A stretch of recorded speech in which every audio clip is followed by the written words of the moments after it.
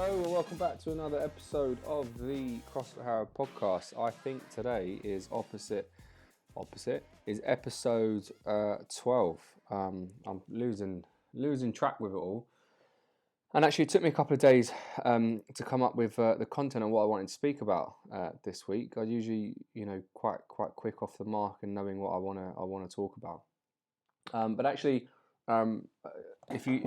if you have been tuning in, there's been a bit of a theme, and one of the things, I say one of the things, tonight's topic, I say tonight because another late, long day of teaching and working, which means that I'm recording this very late at 10:30. So if you're listening to this, know that a lot of energy has gone in, a lot of thought, so no half measures. I want to talk to you about the four pillars, in my opinion, of the four pillars of health, right? Or training, let's say, because I think there's a slight obsession, and we're out of sync. So for me, again, my opinion, and if you know me and you've been listening to me, you know that I won't talk shit. I'll tell you how it is. I think that we've got it all wrong, as in like the industry's narrative is very, very wrong. The four pillars of fitness or health, whichever one you want to put together. I mean, there's a slight variation in terms of definition, but fitness, nutrition, recovery, and balance. And in terms of the order, I think it's very hard to put them in an order, but don't look at them as pillars that are like a hierarchy. Look at them as actually pillars that are holding up your. Put it this way: where I said earlier, health. Actually, scrap the health.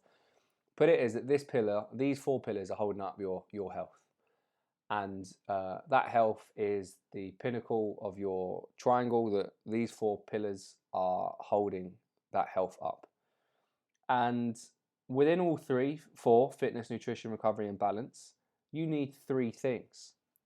And I've spoke about this before. For those who have heard similar topic, is consistency, accuracy, and flexibility. And I think it is a Venn diagram where I got confused last time. And I think it still is a Venn diagram, but you need a Venn diagram of those three things. And you need that little intersection. I think it's a Venn diagram. I'm probably going to embarrass myself here.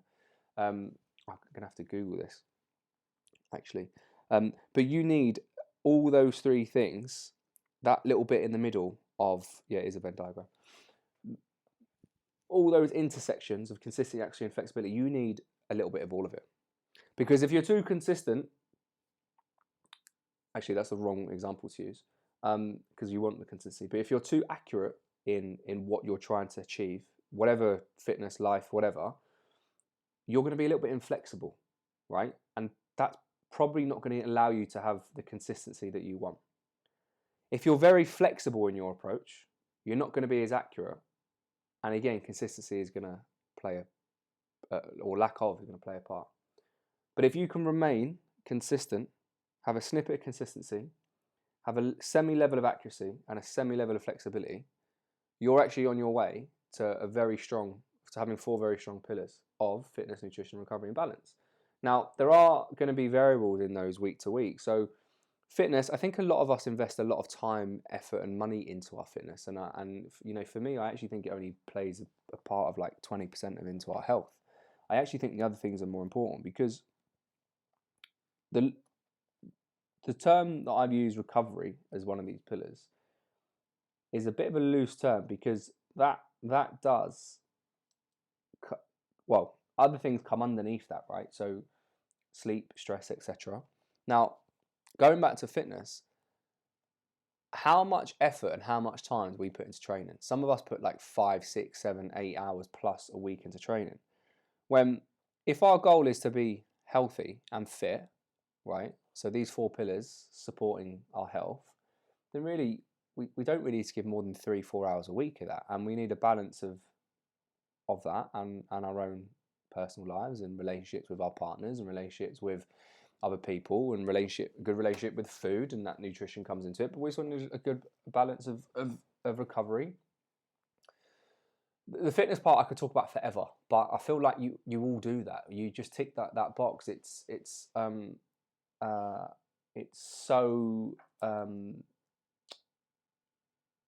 easy to hit that, because you just do it you just do it like with it's autonomous. You do it without thinking. The other, I mean, there's a lot of caveats to recovery, but you also have to include mobility into that. And that's for later, well, not just for later on in life, but now. But I'll go in order. So fitness, as I said, talk about it forever, but you do a very good job of that. You show levels of commitment to training. You're doing that week in, week out. But it gets to a point where maybe for some of you nothing changes, because I think your other pillars are out of sync. They're a lot shorter and they're not holding up that health. So nutrition plays a huge role. Now, at the moment, for me, that's been the thing that I've worked on, or I'm working on right now, in this recording and these last few weeks, probably since I've started these podcasts, as in season 3. It is my nutrition. My nutrition, I have to say, is generally pretty good. I have a very balanced diet, but I do have, the sweet tooth, and I do sometimes just completely go off the rails where anything like comes my way, I wanna shove it down my mouth. So, and that includes alcohol, like red wine. I don't think I drank. I don't think I've drunk as much as I have then when I was in my late or my 20s. I've drunk more now in my 30s than I have ever in my 20s. And I just red wine is one of those things that I love trying different red wines. I love Italian red wine. I just, if I get a chance to have it, generally I will. But anyway, my point in getting at that, for me, I'm managing a situation, right? Working hours are longer than normal, and the one thing that has been the staple at the moment for me, as well as topping up fitness, because I have had slack on that for me personally, where I've had a long time out of it, I've made sure that I'm fueled in the right way, because then I can perform optimally for when I work and for when I train and improve fitness. So for me, it works that I have 4 meals throughout the day, and I spread them apart: breakfast, lunch. I wouldn't even say snack; it's just lunch too, and then dinner. But I notice if I don't have those prepared, I make errors. I am more vulnerable to wanting sugar. I have less energy. I find it harder to be motivated. And this is coming from someone who has done this for the best part of 15 years, something like that, where it's been a big part of my life of nutrition. Sometimes I have, I use Facebook occasionally, and I will go onto like memories, and it will show me where I would post back in like 10 years ago. What was I, 23, 10 years ago, and even sooner than that, posting like I had 2 Bassa fillets from Morrison that were slightly covered in a little bit of lightly dusted breadcrumbs. I'd have a bowl of salad. I would have avocado, tomato, veg, and getting that protein, getting that carb, getting those fats in. There'd be some rice, etc. And it comes up sometimes having gone to Morrison's at the time, doing a weekly food shop of 70, 80 pounds. That's for one person, getting that food in, going to Costco, buying the meat in bulk, etc. And so I've done that for a long time, and I noticed that if I don't organise my foods now, I'm fucked, basically, to lay it out to you. I'm just fucked. I don't make good decisions in terms of thinking, like, business decisions. I'm almost like lagging. I feel like I need that boost. And if you respond by having sugar, yes, a quick fix, but at what expense? Sinking out those hormones. If you can give your food, if you can give your body good food consistently, semi-accurate, and being pretty flexible, then why not?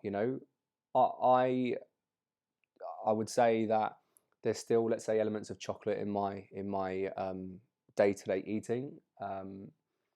At the moment, I've come away from alcohol just because of working hours, and I feel like I slow down a little bit because I don't know when to stop. So in that sense, I'm still working on being a better me of all or nothing. But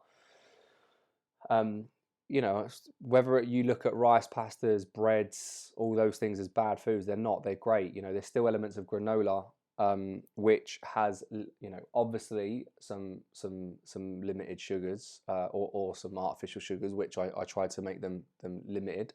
But that's all in that sense accurate, because that's portioned out to what I need. It's not just a fucking big scoop put in the bowl. But they're used loosely. They're used as emergency food. So I have what I have day to day, and I have emergency foods for if, for example, a day carries me over consistently the sleep time and wake up time, and I might, you know, snooze for an extra 5 minutes, or I go to bed a little bit later, and I've got back, and my partner hasn't, you know, she's not back from work, and she's been really great. She's been helping me with food and stuff. But if she's not able to do it, then you just need emergency foods like Plan Bs in case things go wrong, and they're the foods I use loosely, things like granola, etc. But you know, at the end of the day, you could eat worse things. The next pillar that so hold on, before I go on to the next pillar. So you really want to sort out and think about how much nutrition can support your fitness, and actually forget fitness, your health, right? And like, stop. I mean, you may or may not, but stop thinking it as like the word diet. It's your day-to-day eating. It's what you need to do. Hopefully you live a long and prosperous life, and you need to do this for as long as you live, and you need good nutrients. You need dense food. You need good foods that are going to fuel your body, get you from A to B, and allow you to do B and C and D and everything else repeatedly. Sorry. But on top of that is recovery, sleep, stress, mobility. They're those things. Without fail. For me, every morning, post waking up, I stretch 20 minutes every day, Monday through to Sunday. Even on the day that I go to Pilates once a week to manage, and obviously the injury that you guys have followed that journey on, I've spoken about before, to manage that, to make sure that I'm still working towards being more supple as I'm older. Without fail. But I noticed that if I haven't got the nutrition in place and I haven't got fitness in place, my recovery, let's say my sleep is shit, my stress levels are high, and there are times where I will go through where maybe I actually I don't do that mobility, but it's not often that I do that, and I want you to think of, if you're training so hard, right, and especially if you're in the CrossFit space, because it doesn't apply to everyone. Well, it does, but the mobility part of it, yes, while it's important to keep supple, you're not going to need certain ranges of motion if you're someone that uses machines, or you do maybe bodyweight things. Although it's important, it's not going to be prioritized for you because you're not finding new positions. However, if you're someone in the CrossFit space that has limited shoulder mobility, has limited thoracic mobility, has limited hip mobility, even to go even into your ankles and calves, you're going to need to do that to help your fitness pillar and your health pillar. Because if you know, it doesn't take a genius to work out that if you absolutely fuck it off for the best part of 20, 25 years, you become immobile. Look at people who in your, you know, family, extended family, people that are, you know, that you see day to day, and how much they neglected mobility. You have to ask yourself that question of, you know, if they're still self-independent, or if they're not, or if they need support. Do you want to live a life as you're older where you're not able to do X, Y, and Z? Surely it must make sense to want to be able to do the things that you're doing now, but just older, right? Fine. You might not do as heavy weight, you might not run as fast, you might not move as fast. If you're in the CrossFit space, it might not be for time or but you just move, right?